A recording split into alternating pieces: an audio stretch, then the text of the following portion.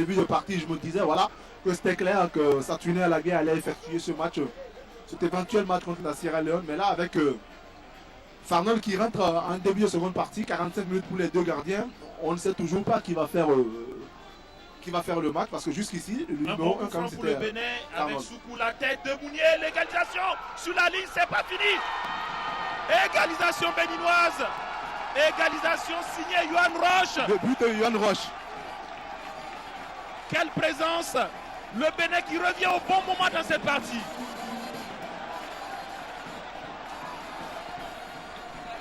À suivre l'ambiance. C'est bien entré et on voit tout le monde. Il faut aller chercher le 3-2. Le public est complètement libéré. À quel scénario? Ah ouais, c'est le but qui s'est quand même rêvé parce que là, le 11 national a la possibilité pour cette réouverture du stade général Mathieu Kérékou d'aller à la recherche de cette victoire comme il y a 18 ans. C'est pas fini avec le décalage, avec Sebio Soukou. Le centre. Ah, c'est dommage, c'est dommage. Il faut y aller, il faut essayer d'emballer la partie. En fait, voilà, c'est ce dont on a besoin. On a le public, c'est vrai, il n'est pas. On revoit l'action. La tête de Marcelin Coupeau, le renvoi à bout portant du gardien est là. Ah, le ballon est rentré, entièrement rentré, il y a but. Il y a but, il n'y a pas à discuter. Il y a but. Il y a but. On a eu peur parce que sur le premier ballon de Marcelin Coupeau, ça a manqué de puissance et le ballon a été repoussé par le gardien. Mais là, sur ce deuxième ballon de Roche, qui marque là en passant son premier but avec la sélection, il y a clairement but. Le joueur de Rodez en France qui, franchement, a fait, on va dire, une bonne entrée parce que là, il permet pour l'instant au Bénin de conserver cette invincibilité face au Chipolo Polo de la Zambie. Et de ne surtout pas perdre. Surtout pas perdre sur ce terrain parce que on ne perd plus ici. Donc il faut faire le plein de confiance. Exactement. En tout cas, à défaut de faire de plein de confiance, il faut au moins faire. Il faut vraiment se donner de la confiance avant ce probable match face à Ena. Oh non. Ouzerou. J'ai tellement envie de voir ce but. Dans la peau d'un ancien international, vous voulez voir le Bénin faire le break en cette fin de partie, tout comme d'ailleurs le public qui a emballé davantage. Mais quand même, la détente de Steve Mounier, c'est quelque chose. Honnêtement, je ne sais pas si c'est simplement du talent mélangé à du travail, mais c'est quelque chose. Franchement. Il a dit, on parle souvent donc de Cristiano Ronaldo qui s'élève à une certaine hauteur, mais... Vous voulez mon avis? Je pense qu'il s'élève beaucoup plus haut que Cristiano Ronaldo. C'est mon avis. Il y a un sujet que notre collègue Eman Amegan a eu à faire avec lui. Il a vraiment posé la question. C'est là que j'ai su, effectivement, quand on voit son aisance dans les airs, eh bien, il rappelle un certain François Mombi côté camerounais qui avait vraiment marqué les esprits dans le jeu aérien. Effectivement, mais Mounier, honnêtement, c'est encore plus fort. Parce que Ronaldo, c'est parce que c'est Ronaldo qu'on en parle. On parle de ses suspensions. On a vu effectivement des buts contre la Fiorentina, contre la Juventus, au moment où il était à Madrid. C'est vrai, sur un coup, deux coups, Ronaldo, il s'élève. Mais Steve Mounier, sur tous les ballons aériens, contre n'importe quel défenseur, il prend le dessus. Donc, je ne sais pas si ça peut être mesuré un jour. C'est vrai, il ne joue pas au même niveau, il ne joue pas dans le même championnat. Incroyable, franchement, il faut qu'il soit. Et c'est du talent aussi, parce que au niveau de la détente sèche, c'est ce qu'il y a de plus difficile. Parce que si vous prenez l'élan et que vous venez sauter, c'est autre chose. Mais là, vous restez debout sur vos deux pieds et vous sautez, c'est plus difficile. Encore des joueurs avec ce numéro 17, Kings Kangwa, qui va faire son entrée, qui était là la dernière fois. Et également le numéro 13 qui lui aussi prépare son entrée, c'est Mafuita Golden.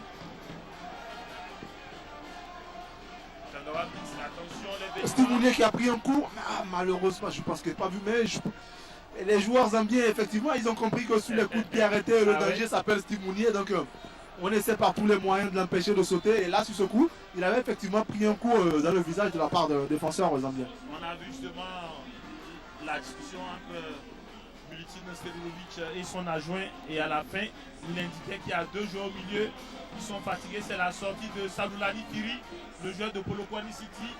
Je l'ai dit, c'est lui l'homme de base du milieu de terrain zambien. Il a fait un match énorme mais on sent que il s'est un tout petit peu... Ah oui, le voici en gros plan. Qui a fait son match quand même, hein, je pense qu'il a donné tout ce qu'il pouvait. Ah oui, et c'est vraiment un homme de base du système de Milutin Serovic.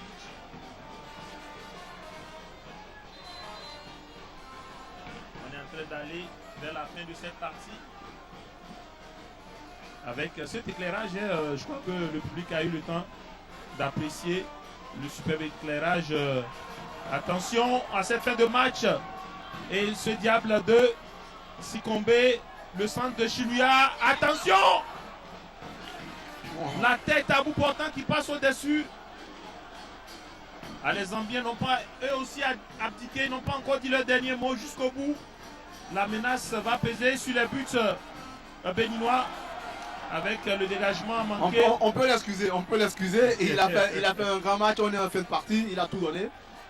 Alors qu'on revoit justement heureusement. cette tête de Paul Katema qui a pris le dessus. Ouais, il n'a pas pu rabattre le ballon, mais sur chaud. Khaled Adenon, le super bateau de Jalil Orou, et ça repart avec Djima Koukou qui s'est appuyé sur Yuan Roche, contré par le nouvel entrant Changwa. Un beau pressing hein, de la part des Zambiens. Et comme je l'ai dit, il faut le ça. Et Changwa, il demande à ses partenaires, venez. Ouais, en fin de partie contre les Sénégalais, ils ont fait pareil. Ils ont fait un pressing haut dans les 15 dernières minutes. Ils ont asphyxié les Sénégalais. Donc il faut vraiment faire attention à cela. Surtout ne pas tergiverser avec les ballons dos au but, surtout pour les milieux de terrain, parce qu'un ballon qui est pris à un milieu de terrain dos au but, alors, ça se paye cash. Coïncidence, le dernier match entre les deux équipes, c'était à Porto Novo le 13 octobre 2019. 2 buts partout. C'était la Zambie qui menait. Il y a eu le doublé justement donc de Kola Royette, mais cette fois-ci, c'est le Bénin qui a mené.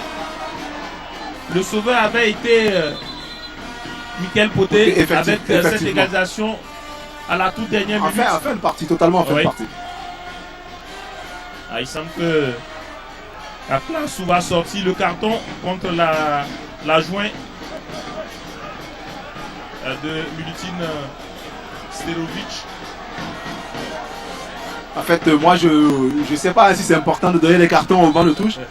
Un rouge, je dirais, parce que le mec il joue pas, donc ça n'a vraiment pas un impact direct en fait. Je dis, le jaune, c'est comme un avertissement quoi. Donc je sais pas si ça sert encore à quelque chose de venir lui brandir le carton jaune.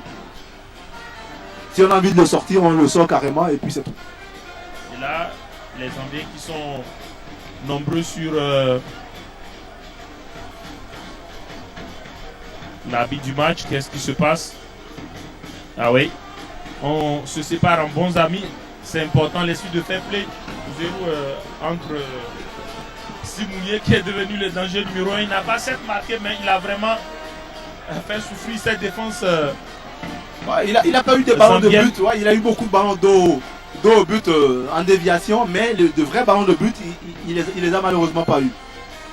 Et je pense qu'on devrait quand même travailler à cela, à pouvoir jouer pour Steve Mounier, parce que effectivement, l'organisation du Bénin, il n'y a pas de star, on joue pour le collectif, mais à un moment donné, j'espère qu'on va jouer pour Steve Mounier et profiter de ce garçon-là, de sa qualité dans le jeu aérien, parce que si dans un match de football, vous arrivez à faire 7 ou 8 centres, et que Steve Mounier est à la réception de 5. Attention, Kouko. Malheureusement, il n'a pas pu redresser le ballon. Il n'a pas pu redresser sur cette remise. Mais on ne peut pas lui en vouloir d'avoir tenté. C'est vrai qu'il y avait une deuxième option, c'est-à-dire garder le ballon et créer le danger parce qu'il était dans la surface de réparation. Et c'est Tijan Anan qui va faire son entrée. On se rappelle de ça, rentrée face au Maroc en Coupe d'Afrique des Nations. Ouais. Un garçon qui a une lourde frappe qui évolue du côté de la Turquie. Ouais, un garçon avec beaucoup de culot. Voilà, alors qu'on revoit cette action, justement, il a essayé de pivoter, mais il n'a pas réussi à redresser son centre. Marcelin Kouko. Adenon qui gagne son duel. Le renvoi de Dominique Chanda. Hors jeu. Et on parlait justement de ces jeunes, nous qui ont marqué cette CAN 2019, comment oublier Maman Sebou, qui a été l'auteur de ce tir au but qui qualifie le Bénin. Effectivement. Face au Lion de l'Atlas. On espère son retour dans cette sélection. Parce la que déviation une fois encore de Simounier. Chanda Dominique dans les airs. Deuxième chance pour Simounier. Et le pied de Chilua Prosper. Les Zambiens qui sont présents sur les deuxièmes ballons. Khaled Adenon qui a écarté. Il faut mettre du rythme maintenant. Jalilou Orou, le centre pied gauche, qui tombe directement dans les pieds d'un adversaire. Et Chepechi, Bénédicte qui a prolongé la balle en touche. Chepechi qui gagne son duel. Il parvient à se dégager la déviation pour Paul Katema. Attention à ce 1 contre 1, les Zambiens qui vont vite. Il est obligé d'attendre les Béninois qui se replacent. Il change de côté, ce n'est pas fini. Et là, le drapeau qui s'élève. Ah oui. Le staff zambien, je pense que là, c'est le moment pour l'arbitre quand même. C'est vrai, on est dans un match amical. Ça c'est peut-être pas nécessaire de sanctionner les membres du staff zambien. Il y aura visiblement 4 minutes. Rafiou Ligali qui s'apprête à nous indiquer 4 minutes de temps additionnel. Alors que Orou Jalilou traîne un peu les pieds, il se tord de douleur. Qu'est-ce qu'il a eu derrière la cuisse? Attention.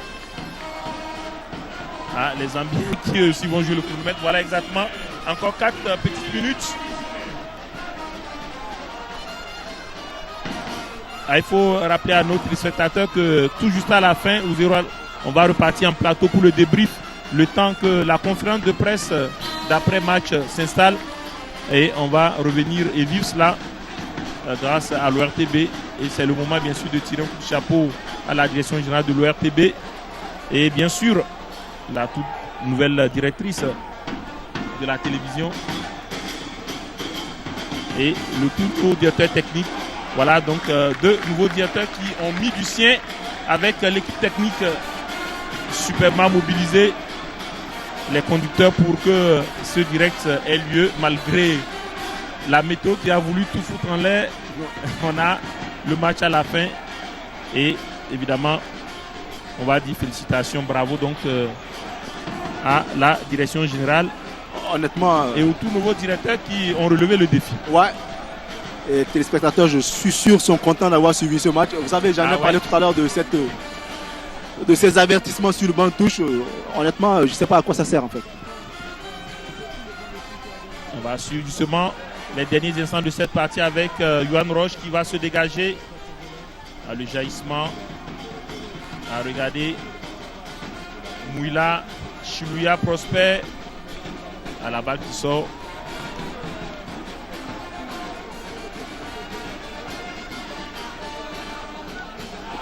Attention à cette paire de balles. Le décalage. Le crochet, la frappe enchaînée qui passe. Quelle frayeur. Quelle frayeur sur cette action. Le banc zambien qui est debout. Et justement, c'est Brice Mouila qui est entré. Qui nous a donné ces frissons. Ah ouais. Superbement bien enroulé le ballon. Si c'était pareil, hein, parce que incroyable. C'est vrai, il y avait quand même Fabien Farnol qui était déçu, mais heureusement que ce ballon n'a pas été cadré. On voit le coach qui ne tient plus debout, les Zambiens qui essayent de défendre leur camp dans les tout derniers instants de cette partie avec Paul Katema. Quel match de ce Paul Katema jusqu'au bout. Ils sont là dans les duels. Regardez Bénédicte Chepechi qui s'appuie sur son gardien qui va dégager loin ce ballon pour chercher justement Mouila et Paul Katema à la retombée. Les Zambiens toujours avec Sikombe et Jimakoukou qui gagne son duel, qui va remonter le ballon. Jordan Adeoti et là la défense de Chandi jusqu'au bout. Le décalage pour Youssoufa Soba qui va essayer de s'appuyer sur Chabel Gomez. Chabel qui tente un gris-gris. Yohan Roche cette fois-ci. Le renversement du jeu pour Orou Jalilou et son pied gauche. Jalilou le centre. Mounier qui remet de la tête. Et les Zambiens qui se dégagent. Ce n'est pas fini. Quelle fin de match avec cette balle au profit de Mouila. Un très bon test. Un très bon test. Je pense que pour les écureuils parce que là on a vécu un match plein avec assez de rythme. Il était nécessaire ce match. Il était nécessaire. Il était vraiment nécessaire que ce match. On voit justement la faute. Ouais, il y avait une faute qu'il fallait faire parce que ça a permis quand même au bloc défensif de revenir se repositionner. C'est pas fini les Zambiens avec ce centre. C'est les tout derniers ballons de cette partie avec Béni Chipoué qui vient serrer de très près. Et oui, voilà donc les 3 coups de sifflet qui retentissent et qui mettent fin à ces retrouvailles entre le Bénin et la Zambie. En tout cas ici au stade Gérald Mathieu Kérékou. 18 ans après, il y a 18 ans c'était 3-0, mais cette fois-ci c'est 2 buts partout. Comme il y a exactement cela 20 mois du côté du stade Charles de Gaulle à Porto Novo. On retient que chaque équipe a produit du jeu. Ouais, chaque équipe a produit du jeu et surtout pour le Bénin, on est fiers de ça parce que c'est vrai, le sélectionneur a subi beaucoup de critiques. Et regardez cette image entre les deux sélectionneurs, effectivement. C'est incroyable. Michel Lussier qui a subi beaucoup de critiques, mais aujourd'hui, il a mis quand même une équipe avec un jeu plaisant sous les yeux d'Isabelle. Également à ce trio arbitral togolais qui a fait quand même une bonne partie. C'est vrai qu'à mon avis, ils auraient pu donner des cartons depuis la première partie. Malheureusement, ils l'ont pas fait. Ah oui, vous le dites. Et je le disais, Isabelle Yacoubou quand même qui a suivi ce match aux côtés de Jean-Marc Adjoui-Bokor. Isabelle Yacoubou qui est en vacances et qui a vu les écureuils faire ce 2-2 ici. Il y a eu du spectacle. On aurait aimé gagner, mais un match nul, c'est pas mauvais. Ce qui est sûr, le Bénin ne perd pas. C'est bon à prendre. Le Bénin qui donc maintient ce mythe d'invincibilité ici au stade Gérald Mathieu Kérékou. C'était la réouverture. Très bon match de football. Nous allons, là on l'a dit, repartir du côté du plateau, retrouver Hospice Metoli pour le débrief. Et si tout va bien, on revient ici pour suivre la conférence d'après-match. À tout à l'heure donc. Merci à vous, William Bassabi, Ablaouzerou. Comme en octobre 2019, ça s'est soldé par un match nul. 2 buts partout, sauf qu'on a changé de buteur du côté béninois cette fois-ci. C'est Soukou et puis Johan Roche pour les 2 buts béninois. Edmé Kodjo, seconde mi-temps encore plus ouvert et plus animé. Plus ouvert, plus animé, tout le monde a apprécié. Mieux, c'est qu'il y a une bonne lecture et d'analyse de match qui a amené le staff technique béninois à procéder à des remplacements. Vraiment, là, ils ont été très pointueux. Ils ont pu vraiment trouver la formule. Et la belle preuve, c'est qu'après les remplacements, il y a eu plus d'animation, plus de rythme, ce qui a obligé l'adversaire à concéder le deuxième but. Et puis même les Béninois pouvaient marquer, enfin des deux côtés, c'était sur le fil du rasoir. C'est-à-dire que les Béninois pouvaient marquer le troisième, comme les Zambiens aussi, vers la fin, ils nous ont donné 2 frayeurs dans le dos, tendu, enveloppé par-dessus. Donc, dans l'ensemble, je pense que le staff technique, en l'occurrence Dessier aujourd'hui, saura tirer toutes les leçons pour nous sortir une équipe digne de ce nom contre la Sierra Leone. S'il va éventuellement le TAS demander à ce qu'on reprenne ce match, et je pense qu'aujourd'hui il est armé, il a vu les uns et les autres, il sait dans quel registre et qui mettre pour que le moment venu, au pire des cas, on ne serait jamais mécontent qu'il reprenne son système de bétonnage, ne serait-ce que pour se qualifier. Garer le bus. Voilà, garer le bus comme José Mourinho. Après, on verra tout cela. C'est quand on sera qualifié et on verra tout après. L'essentiel, c'est la qualification.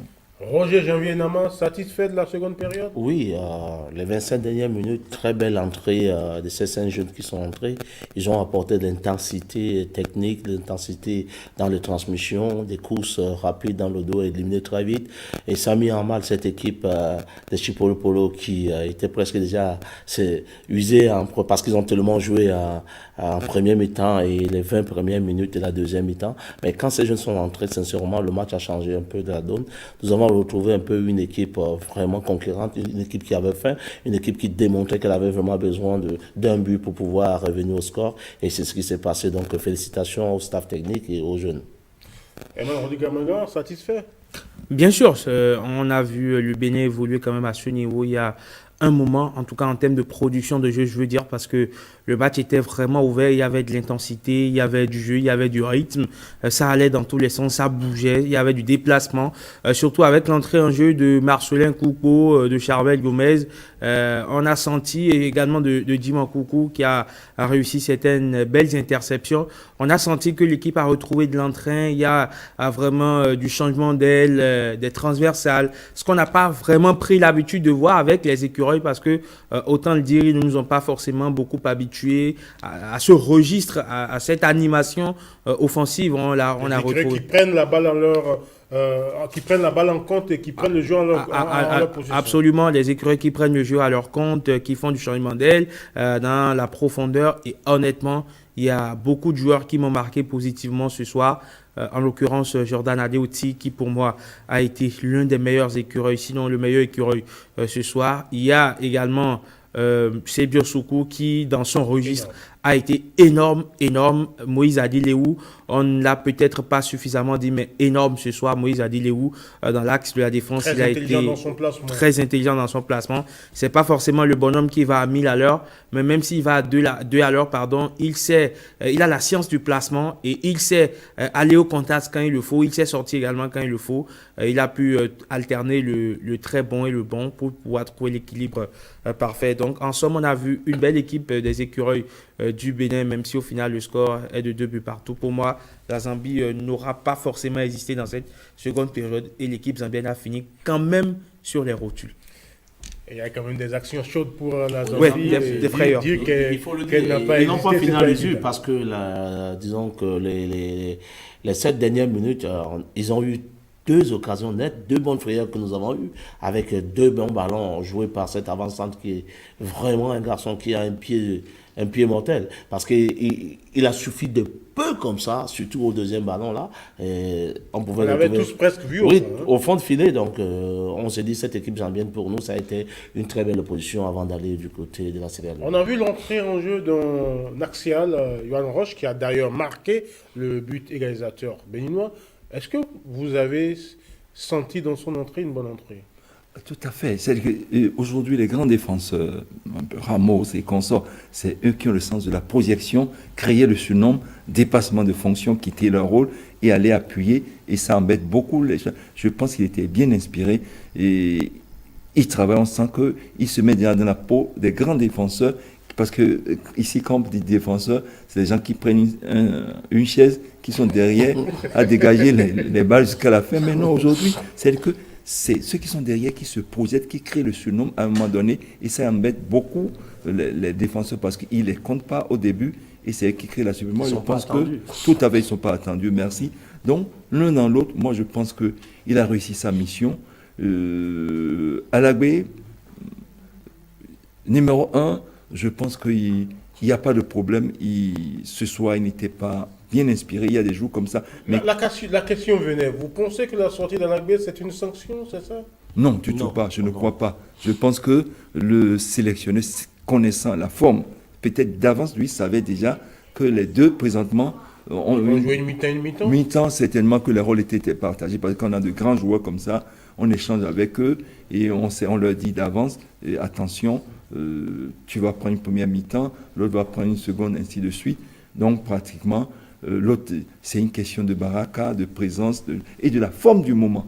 Et ça, Dessuet ne nous avait pas habitué. La forme du moment, elle est déterminante au niveau de certains postes. Parce que si l'autre, présentement, il sent, vaut mieux l'utiliser. C'est pourquoi on a de très bons gardiens, 2, 3, c'est toujours bon. Mais il y a 2 grands gardiens maintenant. Et je pense que c'est bien que l'autre vienne. Au moins, ça rassure. Sa taille a dû certainement un peu déjouer l'adversaire qui a tellement cherché. C'est ça qui a fait que sinon, peut-être que... Roger, je vous ai senti acquiescer que Edmé Kodio disait que la sortie de Satina Alagbe n'est pas une sanction. Non. Est-ce que vous pensez que ça ne va pas jouer sur le mental du jeune homme? Non, je ne pense pas. Comme le coach l'a dit, nous avons souvent un discours avec nos joueurs. Quand vous avez 2 bons gardiens qui se valent, parce que les 2 se valent, il faut le dire, on fait un bon discours, on dit voilà, tu joues la première, il joue la deuxième. Donc certainement, chacun d'eux savait déjà que j'avais une mi-temps et l'autre avait une deuxième mi-temps. Donc le but qu'elle avait appris, c'est des choses qui arrivent. Même les Bouffons ont pris des buts comme ça. Même les Tomanko ont pris des buts comme ça. Il y a des situations de match qu'on ne peut pas contrôler. Le but, on n'arrête pas le but. Quand c'est un but, quand c'est l'occasion de but, ça doit aller au fond. Donc quand on arrête une occasion, ça veut dire que c'était pas un but. Donc c'est arrivé, c'est une erreur qu'il a commise. Je pense que en tant que grand professionnel qu'il est, il sait déjà que la prochaine fois qu'il aura cette chance de défendre les couleurs, il n'y aura plus des erreurs pareilles. On a vu une équipe du Bénin qui a proposé du jeu, certes, mais est-ce que si on vous disait, on vous demandait de sortir une fiche pour pouvoir aider par exemple le sélectionneur, ce n'est pas votre rôle, quels sont les points noirs selon vous de ces 90 minutes? Il y a eu en première période le milieu qui n'a pas vraiment existé, qui n'a pas vraiment tourné. En l'occurrence, le jeune Rodrigue aussi qui a été un tout petit peu en difficulté. Ça peut se comprendre parce que c'est pour la première fois quand même qu'il débute un match en sélection. Et donc, il y a toujours cette pression supplémentaire qui fait son effet. Et donc, il n'a pas forcément été à son niveau habituel parce qu'on l'a déjà vu dans d'autres circonstances, en l'occurrence lors du match face à la Côte d'Ivoire à Caen, où il est rentré, il a mis un but, il était beaucoup plus à l'aise parce qu'il est entré en cours de jeu. Mais là, c'est qu'il débute le match avec toute la pression qui va avec et il n'a pas forcément été à son niveau. Donc, oui, en milieu de terrain, il y a beaucoup de choses à revoir. Il y a un équilibre à trouver, surtout quand vous avez un Adeoti qui a quand même évolué à un niveau extraordinaire ce soir. Il fallait beaucoup plus assurer les arrières parce qu'il chassait beaucoup.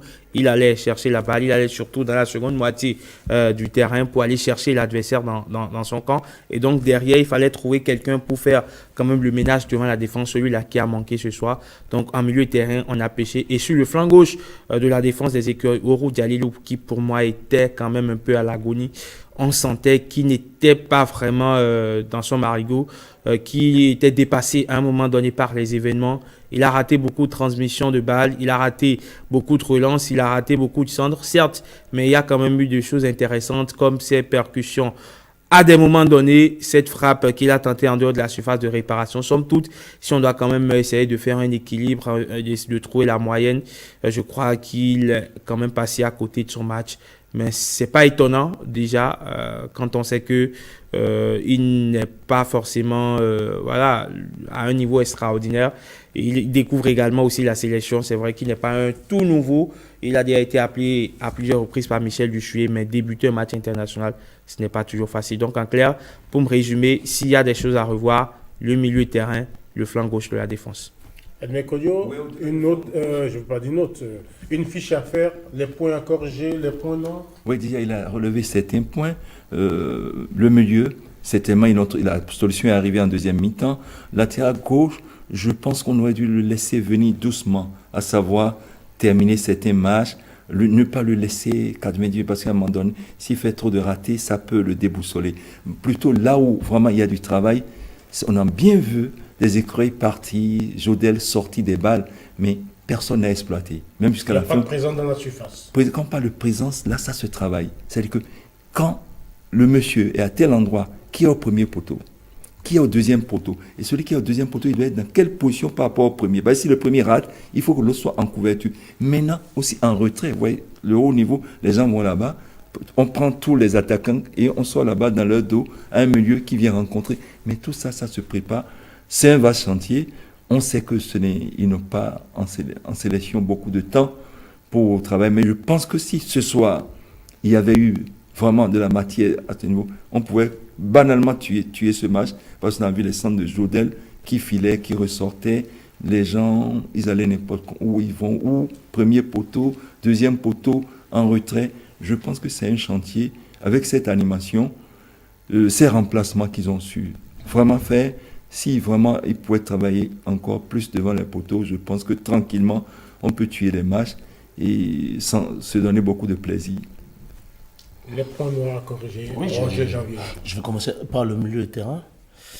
Nous avons pris presque 2 buts qui devenaient des erreurs au niveau du milieu de terrain. Les sorties de zone, dans cette zone, surtout la zone de 30-40 mètres. Roger, nous allons partir du côté de la salle de presse du stade Général Mathieu Kérékou pour suivre la conférence de presse.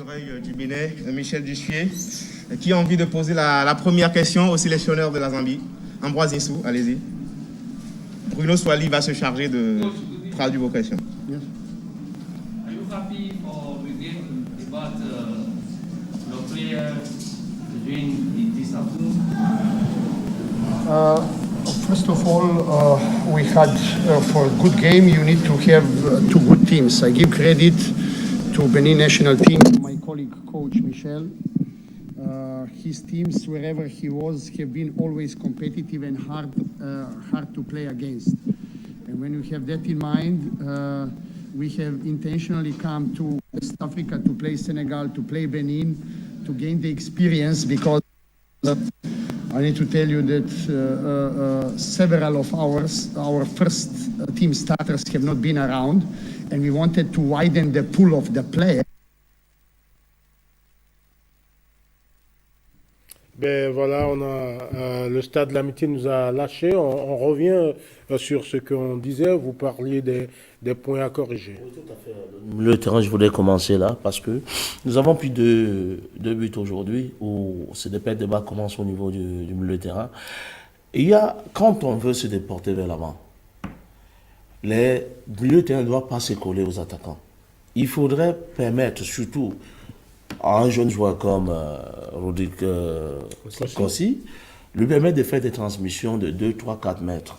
Ça veut dire que quand il a un ballon, il faudrait un mouvement. Il y a plusieurs solutions à côté. Plusieurs solutions de 2, 3, 4 mètres dans les intervalles.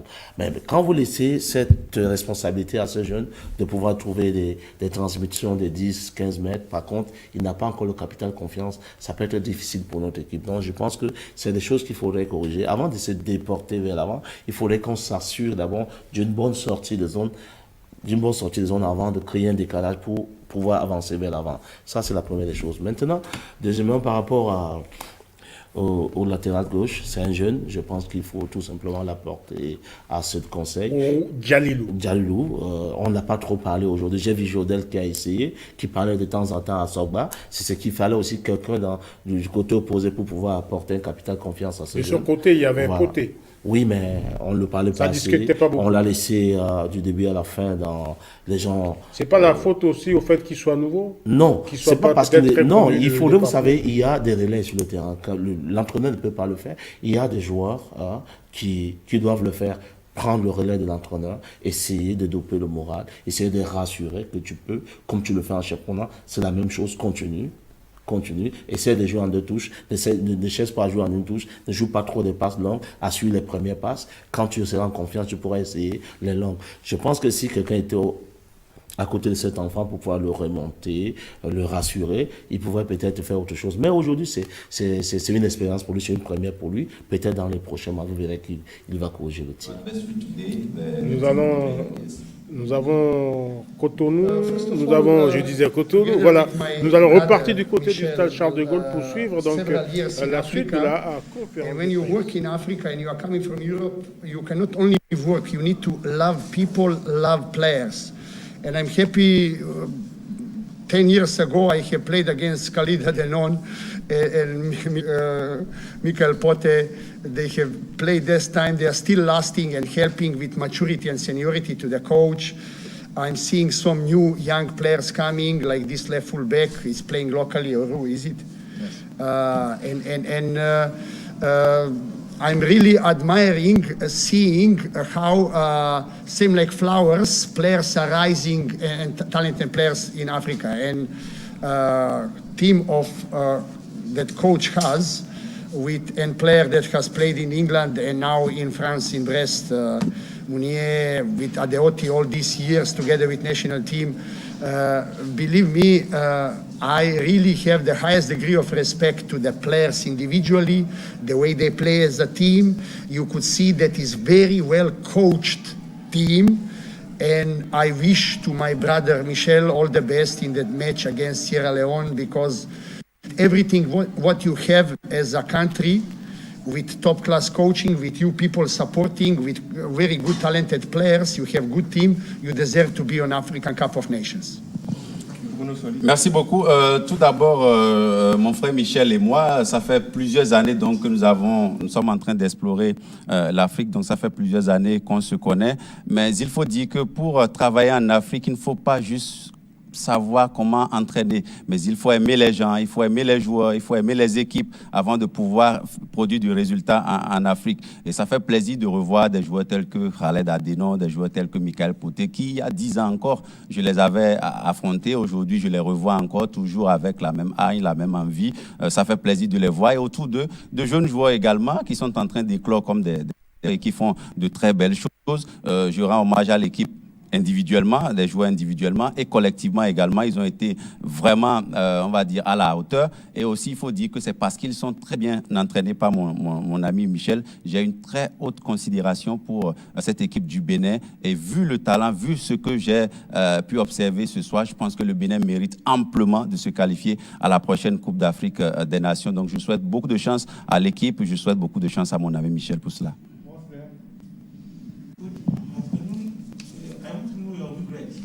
After this match, because you are in front of, you scored your second goal before the half time, if you have been, the match is dropped, what's your regrets? Look, I don't have any regrets. Every single change we have made has been calculated. The only answer we didn't had after, because when we have closed the spaces in the pockets of space in front of our defense, so-called golden zone, where otherwise teams of Coach Michel like to play in those half spaces in front of defense, we call it golden zone. Once you close the area, practically opponent is opting for the aerial ball, and we didn't had that answer. And this is a lesson because such a good aerial prowess like Mounier has when the ball is in the air, you need to defend with going with him and having the correction behind, because you cannot defend defending him alone in single defending. So this is a lesson we have learned, and we are looking. Based on this lesson, football was teaching us. We want to learn the lesson, and in September to come and play against Mauritania World Cup qualifiers and Tunisia, preparing ourselves in the best way. Merci beaucoup au sélectionneur de la Zambie. Merci beaucoup. Alors, il faut dire que je n'ai aucun regret par rapport au scénario du match. Je n'ai vraiment aucun regret. Tout remplacement que nous avons fait, c'était vraiment calculé. Maintenant, nous avons peut-être péché dans le fait que nous avons voulu, dans la lisière de la surface de réparation, resserrer nos rangs. Donc, du coup, à des moments donnés, on a laissé des espaces devant et ça a permis aux joueurs béninois de pouvoir aussi nous acculer d'une manière ou d'une autre. Après, vous avez des joueurs aussi tels que Steve Mounier qui sont très forts dans les airs, et défendre face à de tels joueurs qui sont forts dans les airs, ce n'est jamais facile. Mais comme je l'ai dit, c'est des leçons que nous avons tirées ce soir de ce match qui nous a beaucoup appris. Donc, et après, ça nous permet de mieux préparer notre match face à la Mauritanie et face à la Tunisie pour le compte des prochaines journées des éliminatoires de la Coupe du Monde. Pour cette belle transition. On va déplacer juste le micro. Merci Modeste.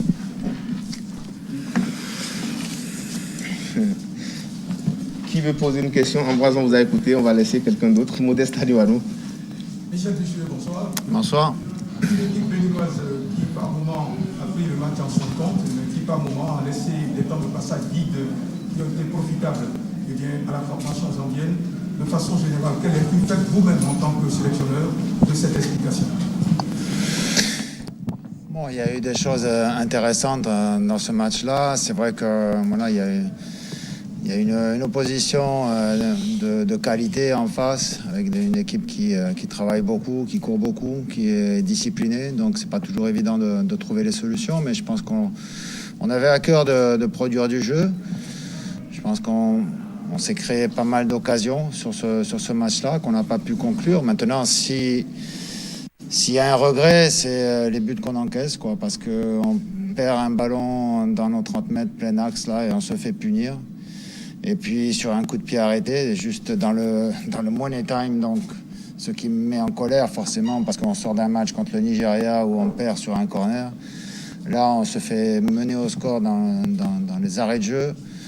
Voilà, donc c'est ce manque de rigueur qui nous plombe le déroulement du match, mais l'équipe est bien revenue et je pense qu'on a produit de bonnes choses, excusez-moi. Ambroise Nissou. Je constate que... Excusez-moi, je vous écoute. Hein. Ok. Il faut que je l'éteigne parce que je ne l'ai pas éteint. Oui, oui, c'est bon. Ok, mais je constate que vous donnez trop de confort à Steve Mounier. Il n'y a pas de concurrence au niveau de la pointe en attaque. Il est seul, il joue seul. Mais pourquoi vous ne pouvez pas expérimenter Poté dans ce rôle-là? Oh, c'est aussi la configuration du match qui est comme ça. Après, on sait que Mika est plus à l'aise dans l'axe, dans son expression, quoi. Maintenant, Steve est un joueur aussi qui évolue à un haut niveau, qui a de la variété, qui a fait beaucoup de progrès aussi dans ses orientations, qui est plus à l'aise dans le jeu, dos au but, pour enchaîner aussi, pour trouver des soutiens et amorcer des offensives. Voilà, c'est un joueur qui est en pleine progression. Donc pour l'instant, c'est vrai qu'il est devant, mais on sait que Mika est là et c'est quelqu'un qui a des qualités différentes. Mais c'est quelqu'un qui se bat, qui lutte beaucoup et qui travaille beaucoup aussi, qui est très motivé par l'équipe nationale. Elvis Ressou. Bonsoir, coach. Bonsoir. Ma question concerne le poste de gardien du but. On a vu les deux gardiens évoluer cet après-midi, Sartuni Alagüe et Fabien Fanol.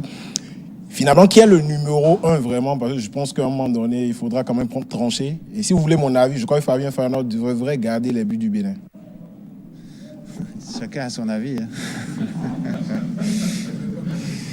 Chacun a son avis. Je pense que j'ai dit une chose simple. Voilà, c'est qu'aujourd'hui, il y a deux gardiens qui sont tous les deux excellents. Donc voilà, c'est difficile pour moi de trancher. C'est vrai que généralement, on établit une hiérarchie dans les gardiens, mais comme j'ai confiance dans les deux, c'est peut-être l'histoire du moment en fait qui va me déterminer. Ce qui est important, c'est que l'un comme l'autre soit présent et soit bon lors des rencontres.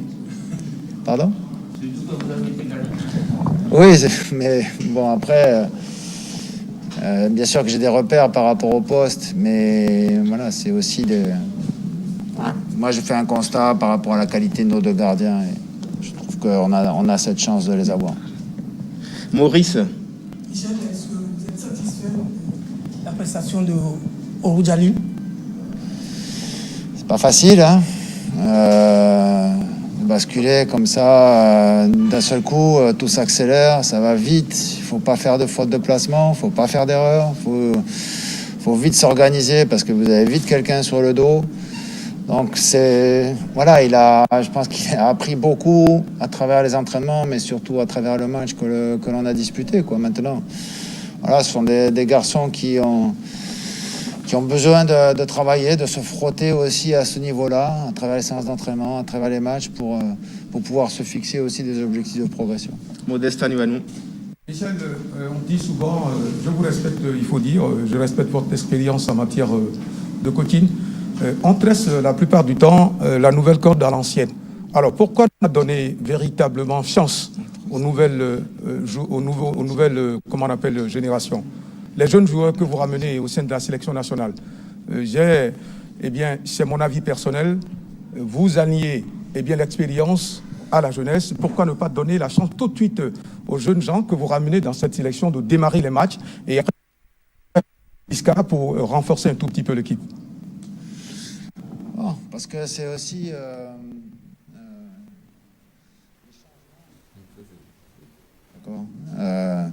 c'est pas rendre service aux jeunes joueurs de les mettre tout de suite de les jeter dans la cage aux fauves, quoi, parce que c'est pas forcément leur rendre service. Mais chaque fois que, notamment quand on fait des matchs amicaux, c'est aussi pour moi l'occasion de faire des bilans, pour eux aussi d'emmagasiner du temps de jeu. Voilà, on a des joueurs qui ont des qualités. L'expérience, elle est toujours importante pour une équipe nationale. Donc, voilà, il faut faire les choses calmement, quoi. Il ne s'agit pas de tout vouloir changer d'un seul coup. Ce serait aller dans des difficultés parce qu'il y a certains joueurs qui ont besoin d'acquérir un peu d'expérience. Ce sont des choses qui se font de façon progressive et pas brutale, quoi. La toute dernière question. Il y a deux questions, d'accord. Donc, Prosper, et après, on va finir avec JP parce qu'il faut que le coach compte. Bonsoir. Ce match, vous l'avez joué dans l'intention de préparer une prochaine rencontre, le match face à la Sierra Leone. Vous encaissez le second but juste avant la mi-temps. Quel a été le discours dans les vestiaires avec les joueurs? Je vous l'ai dit, la première chose d'abord c'était de... Voilà, je digère pas quoi, qu'on prenne un but comme ça sur corner encore une fois dans les arrêts de jeu de la première mi-temps parce que ce sont des moments qui sont importants quoi. Et là on doit faire preuve de beaucoup plus de rigueur sur ces phases-là quoi. Donc on s'est fait punir une fois contre le Nigeria, on se refait encore punir même si on revient au score, mais on se fait punir quand même ce match-là. Donc il faut retrouver aussi cette rigueur sur les coups de pied arrêtés, parce que c'est pas le capital athlétique, les deux équipes se valaient, ils nous étaient pas supérieurs, donc après c'est une question de rigueur. JP. Merci à Janvier Tonon. On vient de suivre à l'instant la conférence de presse des deux entraîneurs.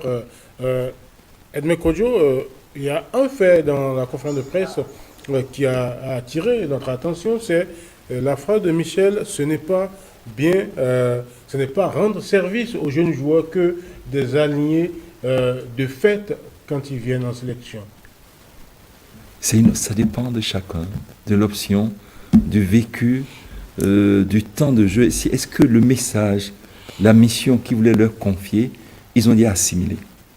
S'ils sentent, quand il le reçoit en sélection, qu'il n'a pas eu le temps de faire, parce que c'est lui seul et son staff qui pourrait bien apprécier. Si je reçois de nouveaux joueurs et que je sens déjà l'entraînement, parce que je veux bien qu'ils tentent d'autres expériences, comme la Côte d'Ivoire, les pros viennent et on dégage une sélection des locaux. Et c'est la sélection des locaux. Et on voit déjà, de par la mise en place, qui vraiment rentre déjà dans les choix, les options du sélectionneur. Il peut être le bon joueur local, il peut ne pas rentrer. Et la belle preuve, il a dit après qu'il ne faut pas les jeter dans la cage aux fauves. C'est-à-dire que ce soir, quelqu'un a dit ce contre la belle preuve, le latéral gauche, à un moment donné, on sentait, et Eman a bien souligné qu'il était, mais le mot que Eman a employé, c'était trop fort, qu'il était en agonie. Mais pourtant, quelqu'un en agonie, qu'on le laisse encore sur le terrain. Et moi, je disais qu'on doit le laisser venir doucement, mais sûrement, parce que lui laisser tant de temps de jeu, et avec certaines erreurs, le moment venu, ça peut le dégoûter, et ça peut dire, ah, je l'ai aligné, vous avez vu, non? Il pourrait, donc, je les appelle, quand j'ai aligné le nouveau, vous avez vu ce qu'il a donné? Alors que normalement, si on le mettait au bon moment, au bon endroit, je pense que ça va renforcer son capital de confiance pour mieux s'exprimer. Mais je pense que ce qui est sûr, les entraîneurs qui ont la responsabilité de conduire ces joueurs en championnat vont devoir reprendre le travail de confiance, le travail de relance et de bons choix pour leur permettre prochainement. Parce que le grand travail, c'est que les entraîneurs de club, parce que bien sûr, il n'a qu'un temps de sélection, doivent nécessairement travailler derrière pour que ces joueurs, en revenant, reviennent plus forts et qu'ils soient plus à l'aise dans le jeu. Merci Edmé Kodjo. Votre mot de la fin, René Mensa? Et je dirais Roger Janvier Nama. Oui, c'est mon frère, il n'y a pas de souci. Non, je voulais d'abord apprécier l'entraîneur. 10 secondes, parce qu'on nous presse à l'antenne. Wow. Bon, pour moi, ça a été donc une belle journée et une belle explication. J'ai pu voir notre équipe développer un football qu'on ne sommes pas souvent très habitués. Et pour moi, je pense qu'il y a de la matière dans cette équipe. Il faut tout simplement un capital de confiance et le temps de travailler à ces jeunes. Merci. 10 secondes. Mot de la fin. Je crois que ce soir, c'était une répétition générale. On a pu répéter les gammes à Michel Dussuet et de trouver la bonne symphonie. Merci à vous, merci à tous, merci à vous aussi, chers amis téléspectateurs, de votre fidélité. On espère que vous avez pris du plaisir. En tout cas, nous, oui, on a pris du plaisir. Ne bougez surtout pas. Le meilleur reste à venir sur votre télévision nationale. Bye bye.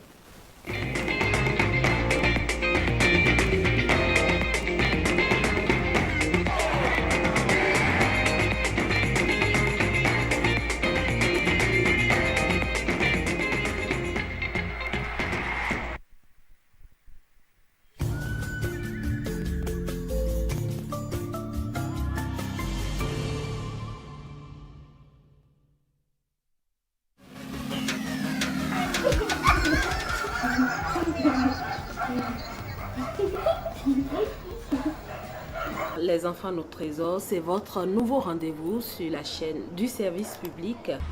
Je sais comment on colle les chambres, comment on démonte les tournées, comment on charge les batteries, comment on communique. Si mon patron n'est pas là, moi-même je vais faire le travail. Qu'est-ce qu'on fait sur WhatsApp? On envoie des messages. En plateau, nous allons recueillir des avis des experts et des conseils des éducateurs. Aux enfants, je vais demander de faire attention à ce qu'ils font sur les réseaux sociaux. Les enfants, lorsqu'ils pratiquent le sport, ils sont éveillés. Et lorsqu'ils sont éveillés, ils s'épanouissent. Un enfant bien éduqué est un homme demain mieux regardé par la société. Et en tant qu'éducateur, on devient parent, l'exemple de nos enfants. Portez-vous bien et à très bientôt. L'ORTB, pas sans vous.